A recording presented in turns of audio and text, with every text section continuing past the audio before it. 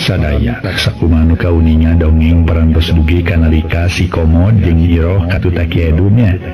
aya di nagara siluman teh aduh mangga urang teraskeun ai dongeng para mitra kitu namina ge dongeng atuh dongeng mah kitu mangga urang teraskeun hanca dongengna mugi-mugi acara ieu tiasa nyugemakeun etang-etang hiburan pangbeberahna si Komod jeung Iroh nepi ka Lutlet Kesang nyurungkeun panto tapi danya kitu eta panto pohara pageung sandaekeun keneh muka sedeng di jero kadenge sora meninggal guru matak ngadenge sora anu surah jeung keprok sagala rupa si Komod jeung Iroh eureun nyurungkeun eta panto sanggeus dicoba 4 kali teu daekeun keneh muka pok si Komod nyarita ka Ki Edun aduh pageungna keur ki mun ditonget-onget ini sakitu dicoba disurungkeun sababaraha kali ge heranna keur ki aneh padahal ieu panto teh lain panto beusi cibang ukur panto kai biasa aneh mun dipageungna keur ki ditulakan gitu di jero ki oh sigana mannya ditulakan beureunan di jero euy mod apaan maneh teh kasohor gede tanah gali cing mod kalinya kaluarkeun ilmu panjang jampe pamake sia teh cik Ki Edun bari nyereng ari nanggung pare 50 kilo mah jeung nanggung jukut ka bawah gitu tapi heran yeuh rajana heran we umenya lantaran tenaga teh bet eueuhan dipake nyurungkeun panto mah panto karaton teh ki ledak si Komod nyusutan Kesang harita teh para mitra kulantaran Kesang meuni renung dina tarang atuh ayeuna mah jalam nu beda mod euy jadi ulah disaruakeun jeung ka aya lemur euy kumaha atuh ki uing teh ki jeung dieu eueuh kenopelanya kenopel kenopelna ge eueuh ki pokoknya mah ya bela pisan dalam mun aya kenopel mah nya bawari kali mencet atuh dari jero disada ninong cenah kitu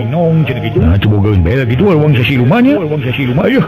coba mun nyaw kieu mah uing bawa dawan ka dieu dagang bel meureun payu ki bel ninong dia kitu ayo aing mah nya pokona kudu bari bisnis ini kali mah ki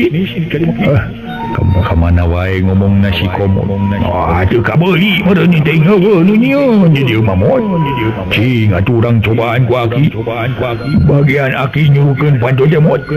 Ki Edun ngadeuketan ka si Komod tuluy nangtung katueunan di deuringan di panto teh ku Aki rek disuruhkeun si Komod merong ka Ki Edun setengah teu percaya nyaon kitu kau si bodor si Aki mah si Komod anggur seuri sigan ngeunah-ngeunah nah make jeung seuri sagala lain kawas nu lucu wae Komod aku mau jeung naon ari akang Iroh ngarasa heran nempo si Komod seserian cenah kiri kumaha tuh nya bela huta si Aki mah kitu ya Ki Edun Aki teh kawas bodor reo ka geuningan eta panto disurungkeun ku uing kasebut gede tanaga teu daekeun muka nya kitu deui ti tadi apa dicobaan disurungkeun ku duaan jeung Iroh anger pageuh keneh pohara pageuhna ayeuna dicobaan ku Aki sakitu geus sapoewotna sigana teh tong borong kamu kan aya mah Akina we kalah kana buru manten beakeun tanaga kajeun nyurungkeun bari hitut ajaib we mun ieu panto daekeun muka ku Aki teh salut aya uing mah angkat dulu kuy angkat topi mah teu boga kita ka Aki sakitu cing cobaan ki lamun nya ieu panto bisa muka uing mah pokona mah mengucapkan selamat gitu si Komod teu percaya nakar kana kamampuan Aki Komod jadi maneh teh pangnya seuri teh jeung seurikeun Aki nyangka Aki moal bisa nganggap Aki eueuh ka betus mod ceuk si Aki ka si Komod pokona kumaha syariat we ki uing mah da teu muka ku Aki atuh oh nya urang cobaan atuh mod hari maneh ka sisi ka itu ngarah Aki laluasa nyurungkeunana ngerik nekat gitu gitu nah maneh sanksi keneh kana ka betus dewek kitu mah si Aki ngambek ieu nyampe ka tukilah sampai ka dinya ari Aki bener-bener jago mah ngan mun teu muka uing ke karek surak ieu cing uing hayang nyaho nepi ka mana sia nyana ilmu nu katelah Ki Edun teh si Komod mundur ka tukang mere tempat ka Ki Edun nu keur sayaga deukeut eta panto karaton teh Nyai cing kabenggar bilih ka lupa ku aki. Mangaki iroh ka tukang ngadeukeutan si Komod mere tempat ngarah laluasa ka Aki Edun. Teu loba carita ku jalan ngagunakeun sakabeh kamampuhanan. Dibarengan ku muntang tulung kanu agung ngendedak kanu maha kawasa. Aki Edun tuluy nyurungkeun eta panto karaton. Anehna kalayan siga nu babarina kera anu dari disurungkeun ku Aki Edun ari berah muka ngagebrai teu sakarakan. Ebreh di jero karaton tetela loba jalma nu jarangkung gede jeung karumisan geus ngariung. Malah ratu siluman maung nu katelah Prabu Lodraseta harita keur diuk dina kursi gading gilang kancana. Di gigireunana Sidul diuk ngareneng jeung saurang mojang geulis. Atuh teu jauh ti dinya katempo papatih nu katelah Lodrasakti miluriung. Jep nu keur rame ngaromong teh ayeuna mah jadi jempe. Jeung kabehanana narangtung malika tukang lantaran panto karaton muka sacara dadak-dadakan. Katempo kabeh siga nu ambak campur jeung heran ku ayeuna nempo Aki Edun jeung si Komod oge nyi iroh narangtung di lawang panto. Kabehanana siga nu ambakkeun, siga nu bener-bener ngamusuh. Dabari jeung baralotot teu ngiceup-ngiceup. Najan kitu maranehna tacan ari nyampeurkeun. Si Komod ngagebeg oge nempo Sidul diuk ngareneng jeung saurang mojang. Bari katempo ngadon mencrong ka manehanan. Aya ki Sidul teh jangan manehna teh siga nu teu apal kauingeun ki. Jeung make dangdanan sakitu hurung herang Kang. Eta Kang Dul diuk ngareneng jeung mojang nya Kang nya. Jeung heran Kang ge. Komod jeung Nyi Iroh kalah ka ngobrol. Sigana eta mojang teh pipawajikan Sidul euy. Muka telah nyimas ronggeng Sinta Sari teh. Ulah waga asup atawa nyampurkeun euy urang jagoan di dieu. Nya maranehna bakal kadarieu eta moal. Na atuh dina kaayaan babarengan anu aya di dinya marsat pedang menipating kurilap bakating ku seukeut-seukeutna ngan rajana papatih jeung Sidul nu teu ngaluarkeun pedang. Aki Edun ngaharewos sarita ka si Komod pokna. Katempo kumaneh mod. Nu katempo dae panona atuh. Itu tuh kumaneh mod aya sabaraha urang eta ponggawa siluman maung nu geus maresat pedang teh. Cing hiji 2 4 10 12 15 40 urang ki. Ih, meni loba ni 40 urang. Ditambah ku raja jeung papatih kadut anakna 43, 44 jeung Sidul 44. Tah, siluman 40. Bagian maneh mod. Kudu disenghareupan ku maneh sorangan. Gelutan pokona mah ku maneh sorangan. Ngadenge omongan Aki Edun si Komod ngagebeg. Terus manehna merong ka si Aki. Ih, teu salah. Ki na teu salah denge wing teh kitu ki. Nah kitu. Mun wing rek digulutkeun jeung 40 siluman. Gabeg kinten-kinten we aya ki mana naon teh. Kosong sedeng we alias langseling aki teh. Tomboroh jeung hareupan siluman atuh dalah maung hiji ge apaan sieun wing teh. Komo wing ayeuna kudu yang hareupan silumanana. Bari jeung loba na 40 urang ge.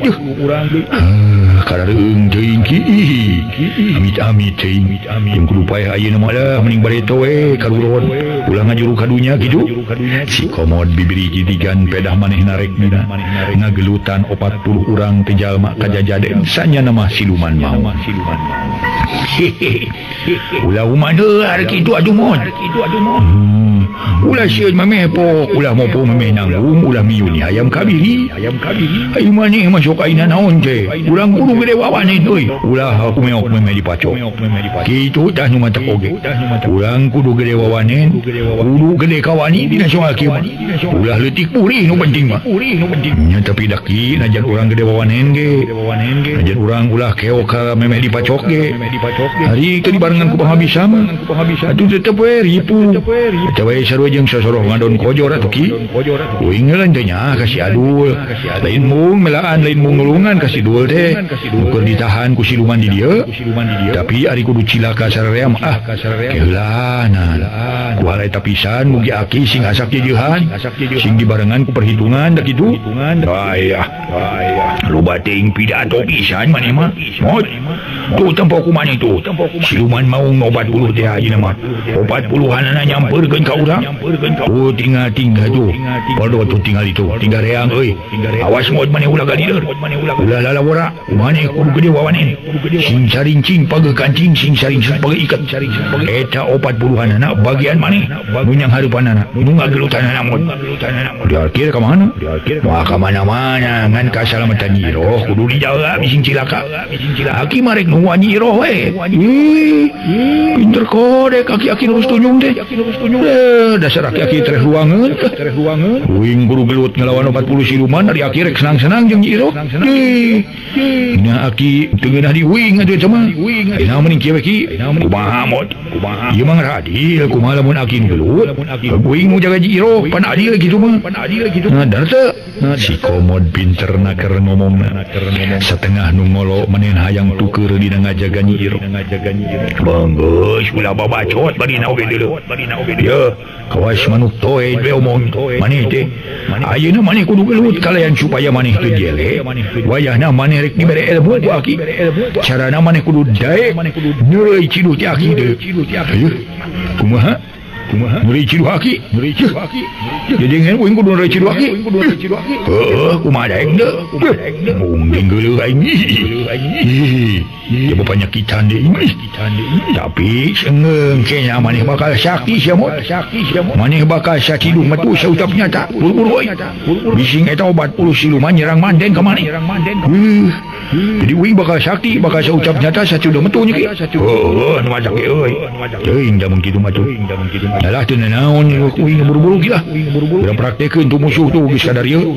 sok kencang musuh geus kadar ieu manden buru-buru atuh sok da calang apa tak itu si aki ngaludah langsung asup kana sungut si komod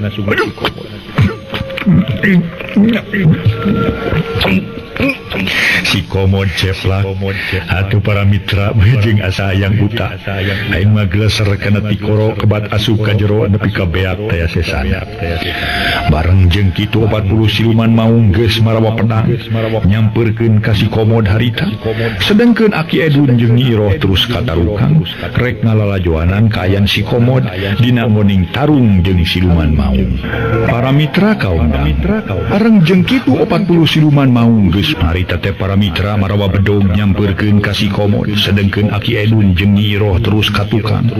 rek ngalalajoanan kaayaan si komod teu loba omong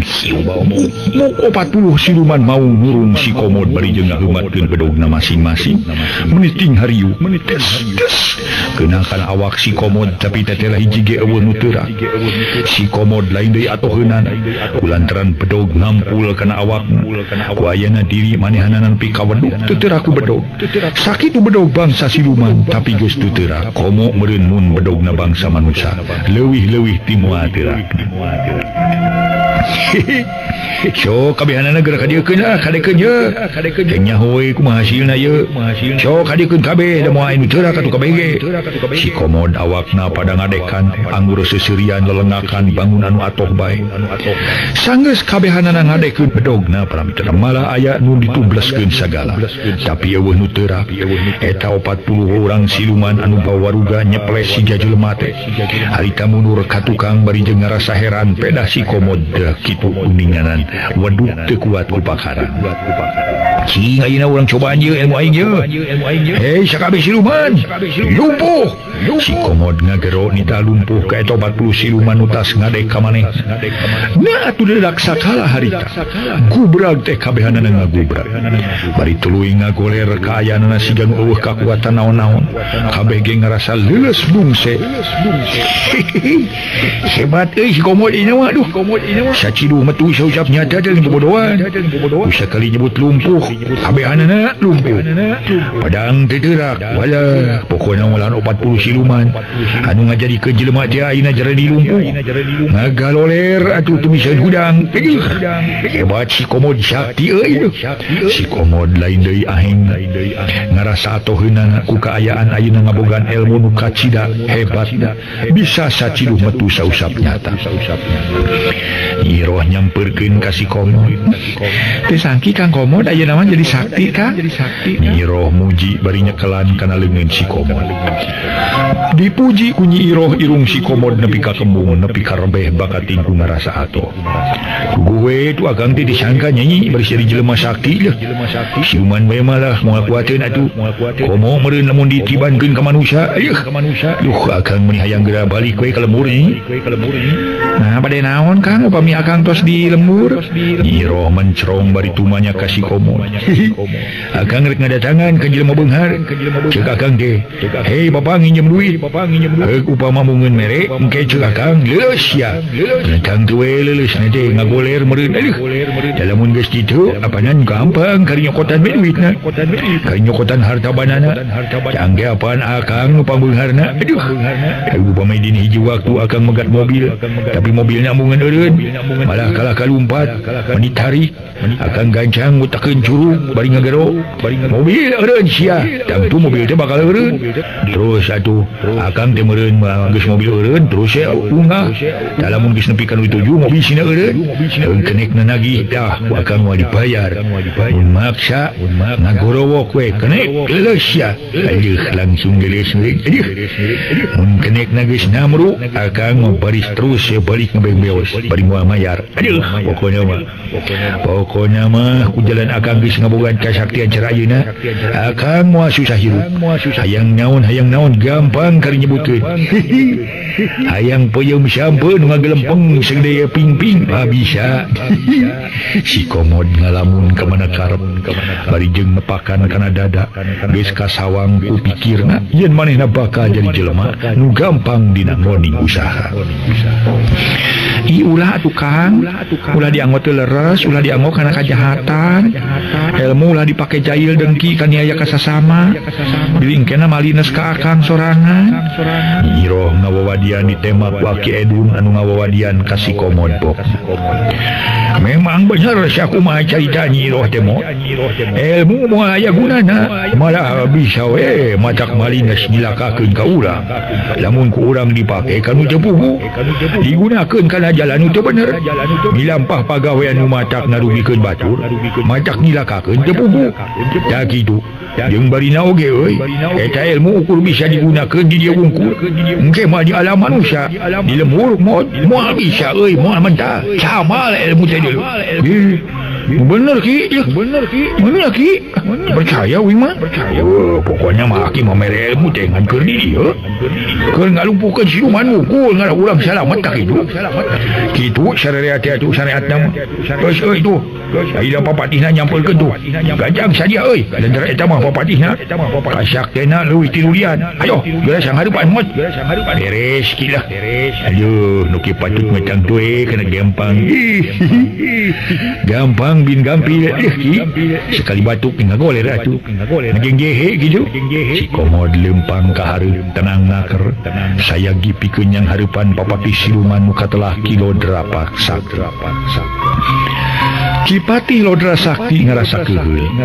jeung ambek anu eueuh babandinganana wayan anak buahna para penggawa siluman nalamru ku hal eta pisan gancang manehna nyampeurkeun ka hareupeun si komod ngaso heula para mitra ngaso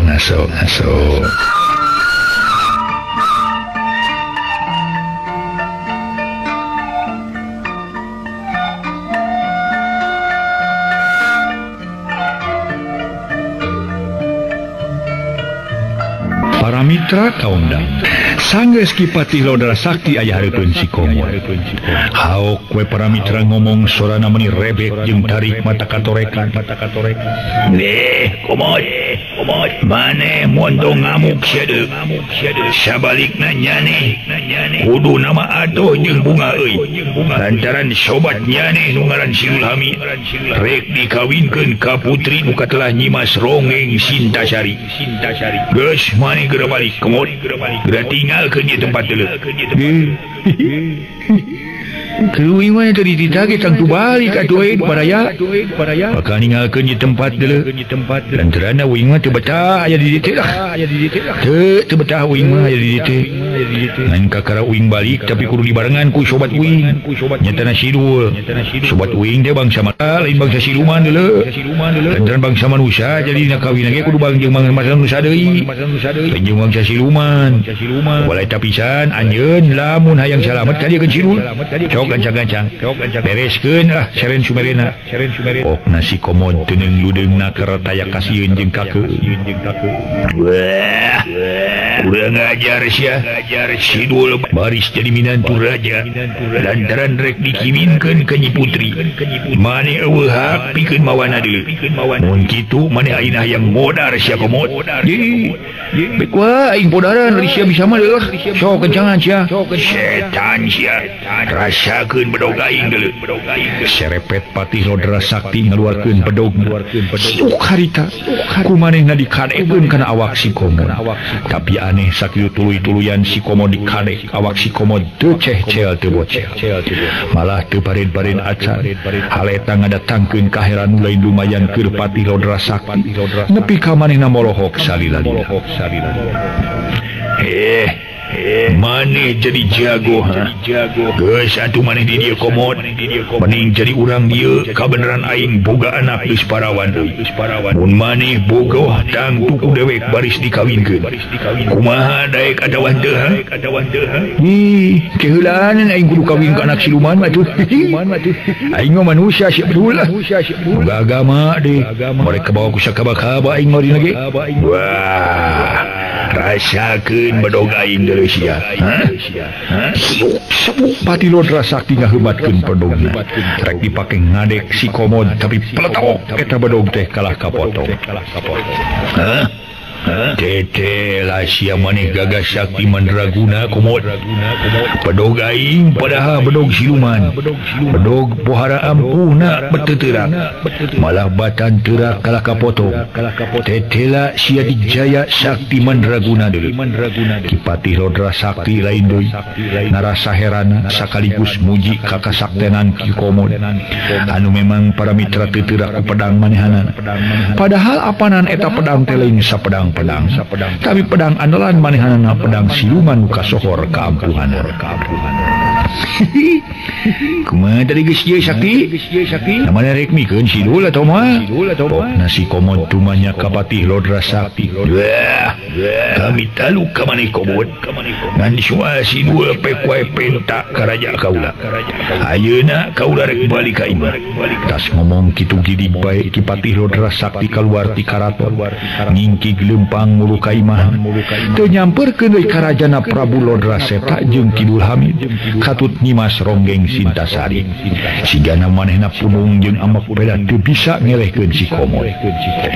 Patih Lodra Sakti kebat balik ka imahna bari teu diganggu ieu ku si komod jeung ku Aki Edun diantep nunggu ku gelempang tug nepi ka lesna teu katempo juringkang-juringkangna acan sigana mah geus jauhna keur ti dieu saliosna Patih Lodra Sakti bari geus eueuh ti dinya pok Aki Edun ngomong ka si komod jeung ka Nyi Iroh pokna teh mod oge nyai daragoan di dieu ayeuna bagian Aki nu bakal ngayakeun balitungan Aki rek nepungan ka Raja Lodra Seta jeung Sidul dagoan di dieu nya ulah ka mana-mana euy nya jiga dua Ki ari rek luas ikhlas bibilasan mah kade Ki ulah sok sologoto ngani ngimoban rajana Ki tangtu pohara gagahna pokona mah Ki mara Aki kuat wayahna Aki kudu jajampean heula ngaluarkeun ilmu Aki ulah nepi ka keok Ki era lah ok nasi komod kawas teu percaya kana kaayaan si Aki Edun rek adu hareupan jeung Prabu Lodra Seta tak mapacahan hulu sia mod tapi najan kitu kata lima euy papacah manis teh ngarah kami henteu poekeun deui ayeuna mah lalajoanan ku maneh mod nyi kade ulah jauh ti si komodnya Aki geus papadon ka si komod jeung ka Nyi Iroh leos Aki Edun ngaleos ti dinya nyampeurkeun ka hareupeun Prabu Lodra Seta Ratu Siluman Maung anu ngagegeh di negeri Siluman Lodra Malela sanggeus aya hareupeunana Aki Edun lila mencrong baripok bageakeun kuring ieu Edun sasmita praja nu kadalah Ki Lodra Seta syukuran ka dadan jeung ku pagawean Andika si Komod depi ka bisa ngelekeun sakur ponggawa anak buah kaula meredi supaya Andika ulah pipilueun kana ieu urusan Sidul Hamid rek dikawinkeun ka anak ku kaula rek disenangkeun malahan bakal diwirid ilmu panemu jampe pamake bakal dibere kasaktian pilih tadi ku kituna Andika ayeuna keneh kira balik ti dieu bawa balik si Komod goreng patut ngarah teu ngaganggu kana katangtreman kula di dieu ngan anak kula ku si Komod geus dilumpuhkeun ku Andika kudu dicagerkeun heula kitu kahayang kaula muga Andika ngagugu kana kahayang kaula hei Edun kumaha dileueut pokna Prabu Lodra Seta harita nan mangsa harita nyarita bangun anu ngemuka amak jeung kakeuheut nu taya babandinganana ka Aki Edun jeung ka si Komod malah sajeroni ngomong teh manehna mineng mencrong ka si Komod nu nangtung deukeut lawang Pandok Karaton ngaso heula ngaso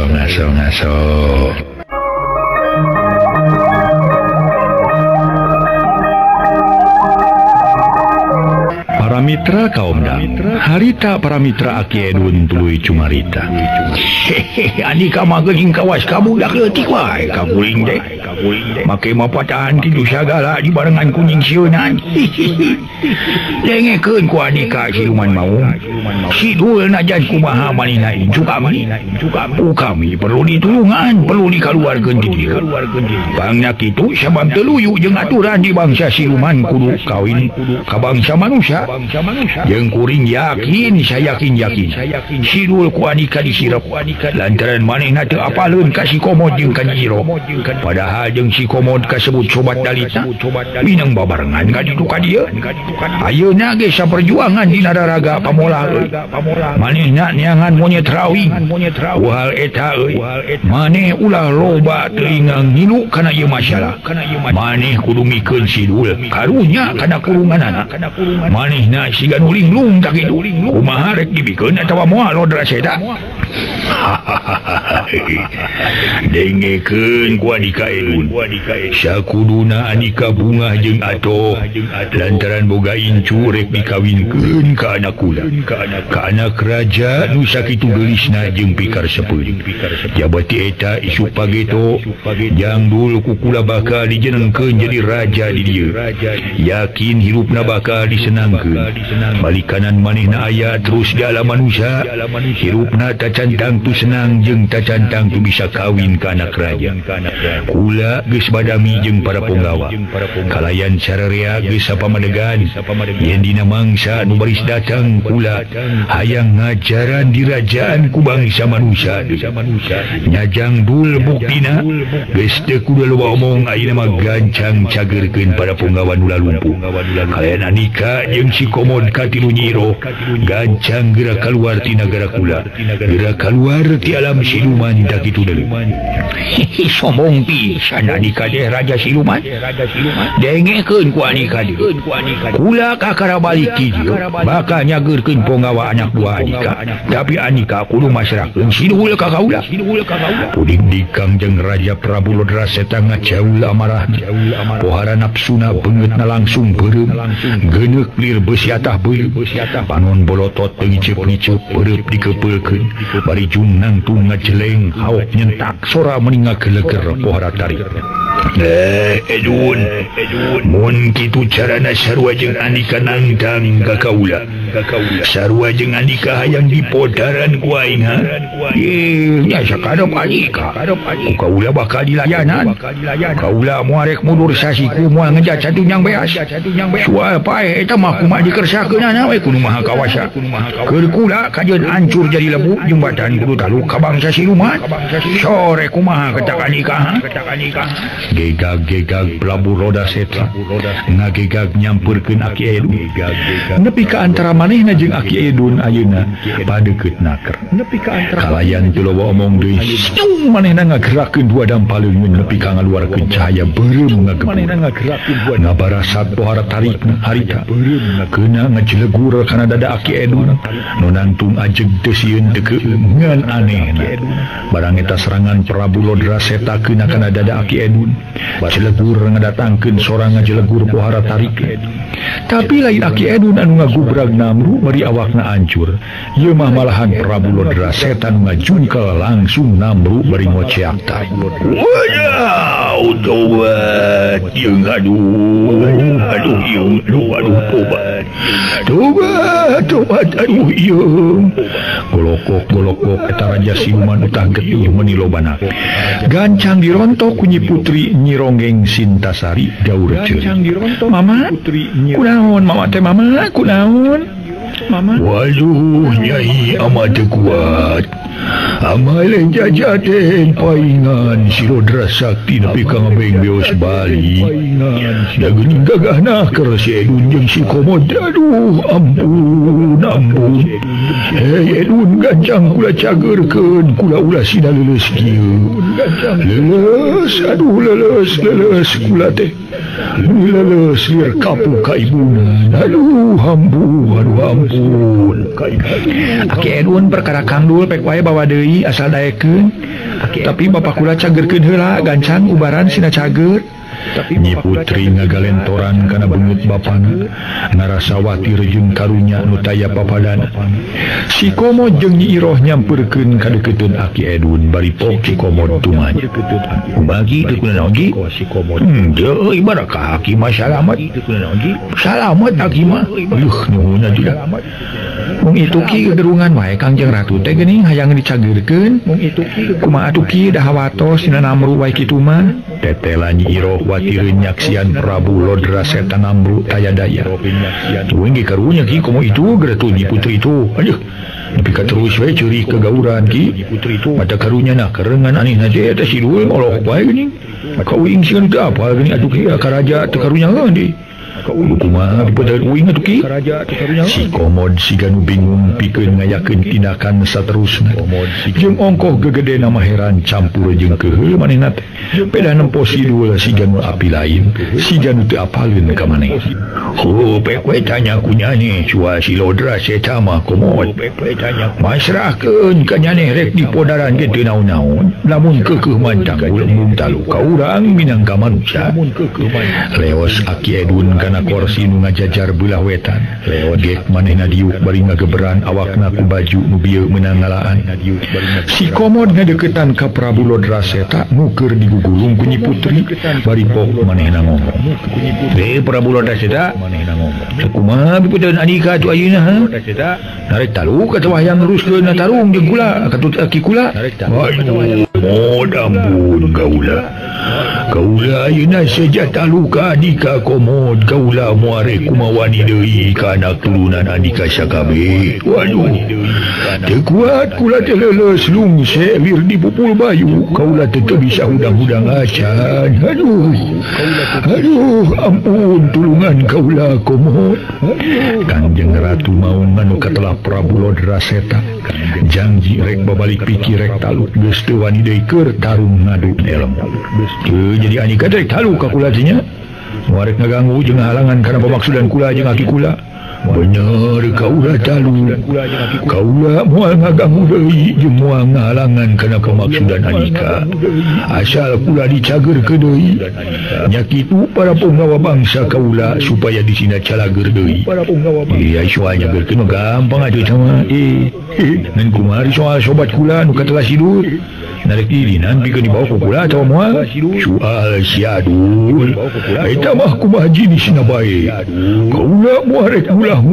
muarek nyarek wanita jeung moal ngajujung kumaha jenisna bae Nyimas kumaha karep Nyimas ayeuna pok si Komod dari teh mencerong ka Nyi Putri geulis putra Kangjeng Raja katelah Prabu Lodraseta Nyi Putri Ronggeng Sintasari harita ngeluh tungkul bari cumbruk ngalangsa sarta pegat-pegat manehna ngomong Sang Komod cual Kang Adul mangga wae nyangakeun kumaha akang lamun abdi mah teu ngaharepkeun cilakakeun lamun Kang Adul dicilakakeun komo nepi ka dibinasa tetela ngebrekeun ka cinta nu gede ka Sidul ngan bae manehna teu bisa majar kumaha da pugu bapana di pihak nu eleh jajat nyai perkara Sidul mah ku akang wali ku kumaha dan paling-paling ku akan dibawa ke alam manusia da pugu manehna mah bangsa manusia lain bangsa siluman cara nyai ayeuna urang silih ajeunnan we anjeun kula-kula urang napsi-napsi we soal anjeun jeung Kangjeng Raja ka di para punggawa wayahna ayeuna mah moal bakal dicageurkeun engke lamun Sidul geus eling pikiranna lamun manehna geus bener-bener nurut daekeun milu ka kararan di bakal dicageurkeun kitu maksudna oh nasi komon sanggeus ngomong kitu mah leos manehna nyampeurkeun ka Sidul Hamid anu harita masih keneh diuk tumanina dina kursi emas anu hulung herang ditaretes ku emas intan berlian nu matak silo anu nengyo sedengkeun ari Nyi Iroh jeung Aki Edun ngawaskeun bae ti kaanggangan bari hayang ngalalajoana nah bakal kumaha kaayaan Sidul jeung si Komod utamana mah soal Sidul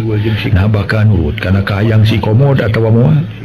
Nyi Iroh meuni geus deg-degan hatena geus ratug jajantuna sok sieun Sidul mungeun milu sok sieun Sidul jadi ngamusuh ka si Komod hari Sidul harita disampeurkeun ku si Komod teh langsung nangtung ngajeleng nulak cangkeng bari panon hurung ngempur molotot ka si Komod anu geus nangtung hareupeunana sanggeus lila molotot gauk Sidul nyentak bangunan anu ambeukeunaker siga jeung jalma nu anyar pinang manusia saha ani kana ha naon sia kumaha ni make asup ka alam siluman make nyambeurkeun ka kula sagala rupa ha makanya ngajagona kersia kawas nu boga nyawa serep we deuleu kecil euy penuh wanita ieu mah jadi lamur euy aya nu kieu meureunnya kudu operasi mata teh aing mah kudu dioperasi Sidul teh ya meureun dibalik dulu euy nepi ka maneh teu apal ka babaturan dibalik dulu cing atuh dulu teu naon euy uing mah moal ngambek moal nyewa ka maneh teh euy dan terus uing apal yen maneh teh kasaran ku siluman maung dewek teh euy muka telah si Komod muka telah si KOMOD Komod ayeuna datang ka ieu lantaran rek mapageun maneh maneh nu ngaran Sidul rek dibawa ka alam manusia yoi urang keluar ti dieu ulah ka alam manusia naon beurna ge cicing dieu uing mah teu betah di dieu teh nasi Komod bari jeung sura-seuri ngomongna nasi Komod kurang ajar sia ngajago ha maka ngajak keluar ti dieu segala ka aing ngajago aing bakal kawin ke putra raja deuleu aing bakal jadi raja dieu bakal jadi raja nu gagah sakti pilih tanding gagah sakti mandraguna gagah perkasa we pilabaninana pokoknya bakal kakoncara kajana pria kajam paring angin-angin dewek ngawengku ngereh ieu kerajaan pokona mah nya karawati ngabahu dendade Sidul sombongna keur manehna tetela ngarasa leuwih sugeng ayana di dieu batan kudu nurut atawa ngagugu kana kahayang atawa pangajak si Komod di si Adul itu istighfar euy maneh teh euy astagfirullahalazim sing heling euy ngagugu teuing nafsu marah-marah sia yuk urang balik urang teruskeun deui euy hanca pagawean duaan teh sugan ngadatangkeun hasil euy kurang ajar sia ayeuna geura ini ti dia sia aing sia teh sudi lilalian heuleu kuno itu patut gancang geura tinggalkeun di tempat itu patut bebeungetan siga bujur sia kurang ajar pisan ieu teh Sidul suka kitu-kituna euy kitu-kituna ya kemal ini teh euy sampe ngelingkeun maneh ya kemal ini sampe dewek bisa ngajak maneh keluar ti dieu euy moal dewek kemal ini tenageun we di dieu we pada bohong sia tete lah maneh kawas jelema palung ha bika poho ka segala-gala na maneh teh euy cing atuh euy si Komod ngalieu ka tukang ngareret ka Aki Edun bari poho ki mah ieu da geuning Sidul teh pada gong mungeun milu ka uing ki si Komod ngagero hei Komod gancang tewak euy dari tanggap wae ngomongna sok gancang geura cengkalak euy Aki Edun harita teh ka si Komod supaya gancang newak Sidul itu naon ari kitu mah ki uing aya parentah kitu nya kitu Sidul ku uing bakal sina leuleus bakal sina lumpuh kitu tema si Komod bari mencerong deui ka Sidul sarta pok ngomong kumaha euy maneh teh Dul rek milu ka dewek moal kumaha euy maneh teh Dul montong lu omong sia ayeuna keneh maneh rek podaran ku aing deuleu si dua harita ngadorongkeun gua dampaleung nya atuh ari harita teh para mitra sadaya keluar tina dampaleun si dua angin dorongan pohara tarik eta angin sameranu mateni ngajojo kana beungeut si komod puguh si komod ngagebeg reubas aduh nya maneh teh gana teh ka uing modaran si lul maneh teh gana uing modaran dong ngomong sia manusia ini mah anggur geura tarimakeun jeung serangan ti aing lamun sia teu modar ulah disebutkeun aing anak raja deuleu sia aing teh atuh anak raja nah deui maneh mah tega euy kasobat sorangan ka babaturan nepi karek tega rek maehan awas rasakeun pembalasan ti aing sia aing mah moal burung ditagenan deuleu sia sok sanajan sia jangkung moal ditarajaan ku aing si dua ngadorongkeun leungeun leuwih tari bari ngaluarkeun pangawasana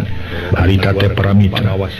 nyaeta eueuh deui iwati ilmu anu diwiridkeun ti Kangjeng Raja Prabu Lodraseta tapi gancang harita si komod oge ngadorongkeun gua dampaleungeun bari jeung ngagor ngaso heula ngaso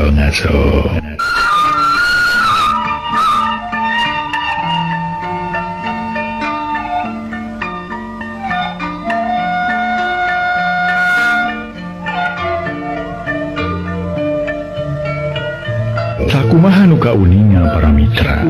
dua jalmi antawasi dua jeung si komod anu kawitna sobat dalit pisan ayeuna make jeung adu hareupan manehanana dua nana rek tarung marebutkeun pati aya paripaos para mitra manehanana keur silih jajal pangarti harita si dua si komod tingkorowok bari kedua dampaleungna harita ditujukeun kepada musuhna aneh tina dampaleungeun si komod keluar angin tarik naker dibarengan ku cahaya bodas jelegur dua samaran angin disadang ngajelegur sanggeus tepung di tengah-tengah di antara maranehna duaan bareng jeung kitu cengkang sidul ngacengkang bari ngoceang aduh tobat ampun leles jeung aduh ampun aduh leles jeung gubrag sidul ngagubrag ngarasa leles lungsek malah teu kadenge deui sorana lantaran harita keneh sidul kapiuhan teu inget di bumi alam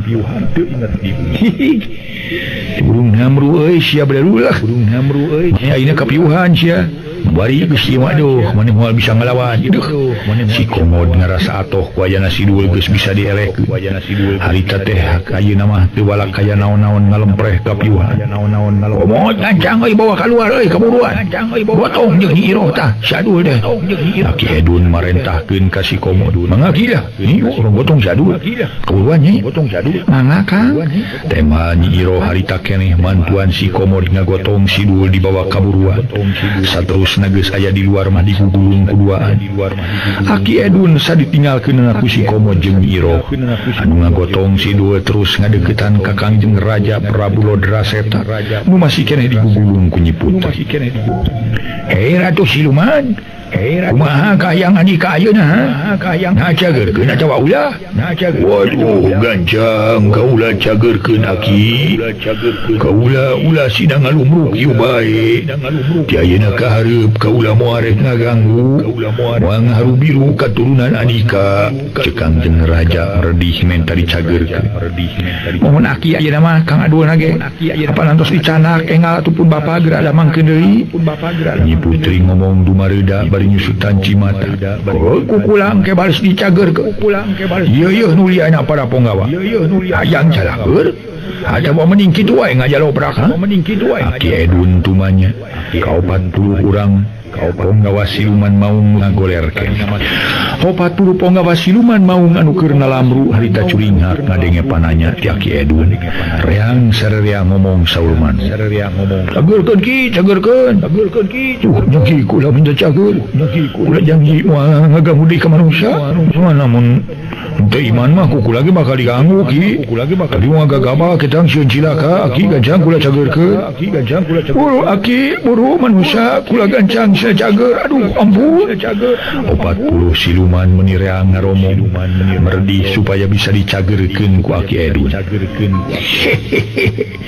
ayeuna keneh areunya bakal dicagerkeun Calager waras Aki Edwin niup karatus lodra seta jeung ke 40 penggawa bari ngaluarkeun ilmu panemu jampe pamake seor angin nyeor nebak kana baruga pelabu roda seta jeung nu sejer nya atuh teu sakara-kara kabenerana bari saeun deui nangtung bari pating celegedeg aduh nuhun kula dicageurkeun Aki kula ge nuhun Aki saur manuk karita nyebutkeun kula nuhun cenah moarek ganggu moarek ngaharu biru beral ayeuna mah geura bawa cenah adul dina kaayaan kitu para wargi les karaton ngaleungit bareng jeung nilesna ratu siluman jeung punggawana harita di dinya jadi leuweung ganggong sima gonggong sasal tadi Aki Edwin terus nyampeurkeun ka si Komo jeung Nyi Iro kasampak duanana masih keneh nying harupan si Duel nu tacan eling deui teu loba omong naon-naon terus we ari di dinya si Duel digotong ku si Komo jeung Nyi Iro maranehna sareng ngajujug ka saung pamatuhan Aki Edwin teu kacaturkeun di jalana gancang ngacarita Aki Edwin si Komo jeung Nyi Iro geus culuk kana saung pamatuhan Aki Edwin wae di puncak Gunung Tampomas sup sarere arasup ka jero si Duel gancang digolerkeun tina palupuh saung kaayaanana masih keneh ngalempreh tacan eling hebat ini mojoy bisa ngelehkeun siluman hanya ka eta ilmu nu tadi digunakeun ke di lembur mah moal aya gunana kitu ka manusia mah moal mati eta ilmu teh rugi atuh ki uing teh lah coba tukeran dilah perlu dibeli lah uing ada hayam jago teh tukeran ilmu hayam jago lah naon atuh nu penting mah ayo tapi kita tapi dah teu naon kecang uing ge teu boga ilmu kitu ge yang penting uyang salamat ayeuna nya bisa nyelamatkeun si Duel da ayeuna Aki ulah aja cengiran kitu nyawa mending mun kasep mending ge gancang ubaran teh si Duel geura jihad dah jampe para manehanana bisa gancang eling deui ji karunya uing mah teu khawatir we ka si Duel teu babaturan uing atuh si Duel teh komon Nita we siapa Duel bari jeung ngamak sagala atawa nyarekan kaki mane mah kawas ka budak bolon wae ka aing teh bandungan ku sararea si Duel urang sina eling deui pokna Aki Edwin bari tuluy beungeutna diusap ku Aki Edwin dibarengan ku babacaan maniku sunakar para mitra kaum tekung silila brai si Duel beunta ngan basarek nangtung can bisaeun manehna ngagubrag deui nya atuh ari haok teh nyanta ngamak Aki Edwin jeung ka si Komo kurang ajar sia setan naon aing dibawa ka dieu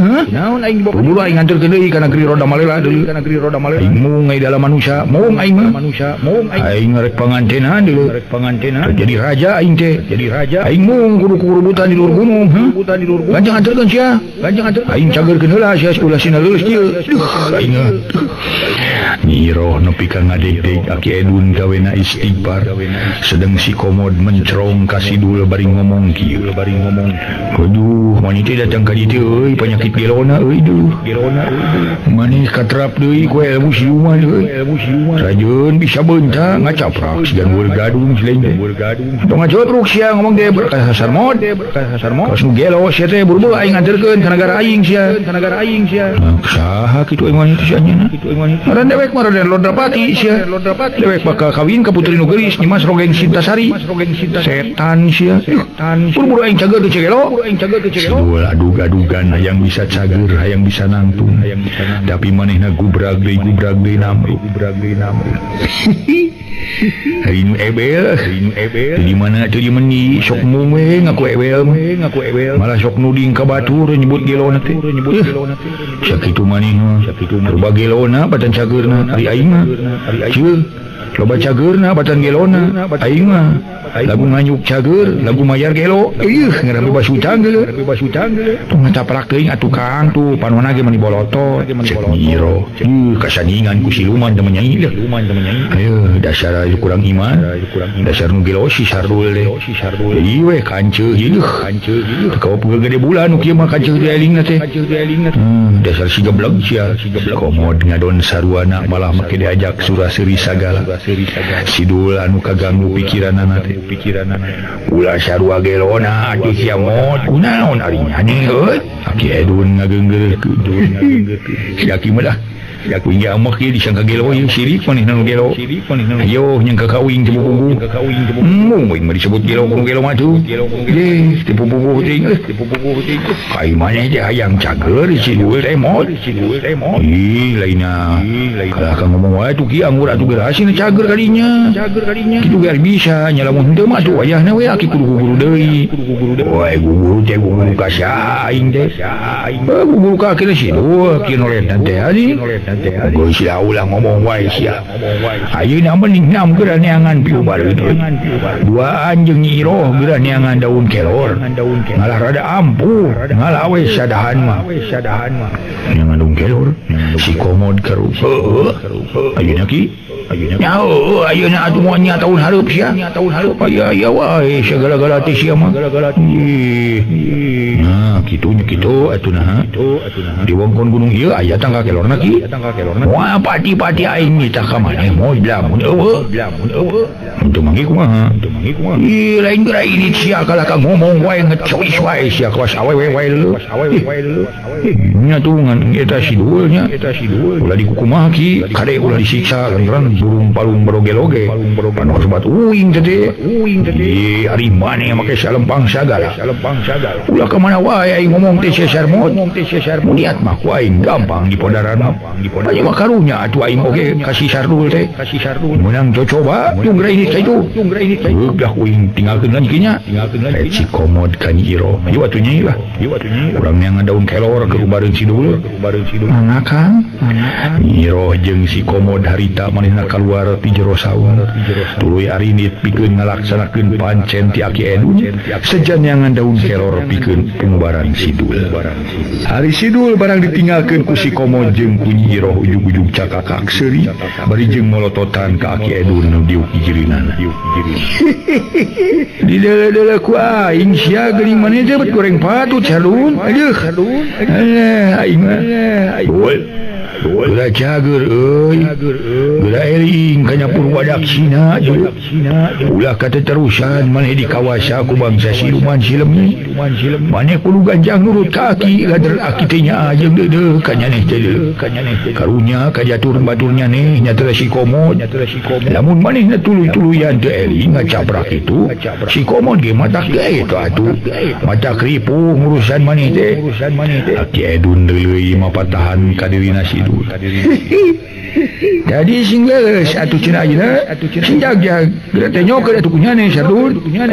korejat si dul hudang celegedeg manehna nangtung nyaksian kaayaan si dul saperti harita keur Aki Edun anu geus legok tapak genteng kade loba pangalaman teu ieu ngajadikeun heran manehna ngarti jeung surti yen kana dirina si dul geus ngancik bangsa siluman nu hayang ngaganggu ka si dul jeung ka manehanana saha nu geus nyurup sumalinung ka ngaraga sukma ka diri si dul teh saha pokna Ki Edun bari neuteub seukeut teu ngiceup ka si dul anu keur ejegeler nangtung bari jeung engklak-engklakan kula tanya kula moal nerangkeun sardun ayeuna mah pamali sia pamake sia teh moal mentah lantaran memang pamali digunakeun ka kula nya kitu pamake si sarmud moal mentah ajan marana engke nitah leuleus nitah lumpuh ka aing moal leuleus moal lumpuh ilmu maneh camal ayeuna mah sia sardun marukan teh kumaha deuleu ngaso heula para wargi sadaya ngaso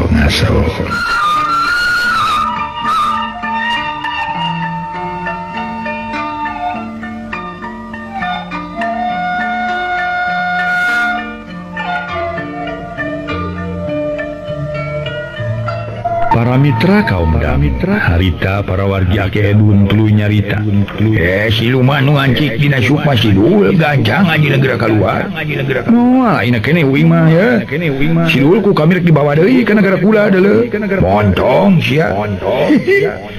maing we sia mungkin campur segala aing hayang ngawara ka sia kardun ya sardun lumpuh sia seor kaluar angin nyamrer kana awak Aki Edun tapi les angin leungit teh Ki Edun masih kena ajeg nangtung teu kerel-kerel. Kami masih kena nangtung deuleu siluman. Ki Edun teu buru ngahehe seuri semua anu ngahina ka bangsa siluman geus ngaganggu deui ka Sidul. Kurang ajar sia Sardun. Ayeuna jadi bagong sia. Sidul niup ka Ki Edun. Teu bisa moal ka bawa ku sakaba-kaba aing mah deuleu.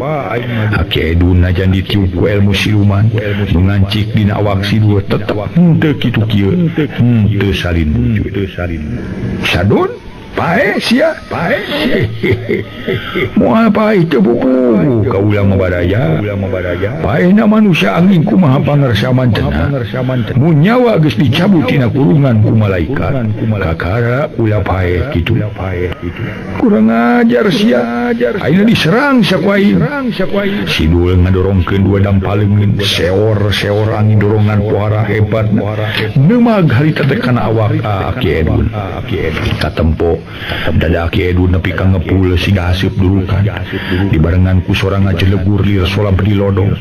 tapi najan kitu Ki Edun mah teu kanaon-naon manehna masih keneh ajeg nangtung henteu ngiser satunyang beas ceuk paribasa malah anggur nyerenges deui siga nu nganggap handapna keur ka bangsa siluman nu tetela keur milaga sukma ka diri Sidul. Siluman Lodra Setra nu ngancik dina diri Sidul. Ayo geura keluar sakabeh pangawasan ka teh deuleu. Kula taluklah kula ampun Ki Edun. Kula rek balik we lah. Ampun kula mah. Serebung tina mun-munan Sidul aya haseup nyerbu. Harita haseup bodas memul kaluhur nepi ka lesna leungit. Bareng jeung kitu gubrag Sidul ngagubrag bari humarurung. Aduh, leles yang ampun. Anjeun teh geus ditinggalkeun ku siluman Lodra Setan. Ye, ayeuna yang dul sobat maneh nu ngaran si Komod keur neangan piubareun keur mubaran nyaneh dul. Tenang we nya mah nya. Ceuk Ki Edun bari ngusapan kana dada Sidul. Ari Sidul tibang ti unggeuk manehna memang henteu bisa nangtung atawa awak bohara leuleusna jabati kitu. Pipikiran sakapeung inget ka alam siluman, sakapeung inget ka lemur, sakapeung ge inget oni lanceukna nyeona teh. Kurang tuna heula kaayana Ki Edun jeung Sidul nu keur paduaan di jero saung. Kacaturkeun si Komo jeung Nyi Iro. Harita masih keneh pating alas rukti bala jeung rembet. Maranehna masih keneh laleumpang dina sela-sela tangkal kai. Nu jarangkung badag keur neangan tangkal kelor. Ngan sajeroning leumpang si Komod ngarasa bingung hatena. Lantaran manehna pohon nu kumaha daun kelor nu matak sanggeus dila ider-ideran. Ron si Komod leumpang na eureun terus ngareret ka Nyi Iroh bari poho. Aduh Nyai dah akang teh poho deui kumaha nya sigana naon. Sigana naon sia nyareng daun kelor teh. Bakating kurusuh tadi teh. Kang Mod teu kaburu tatanya heula ka Ki Edun. Nyai bingung ayeuna mah akang teh nya. Si Komod garo-garo teu ateu. Harita teh ngagaro sirahna nu buukna geus karasa ateu. Waktosna sep.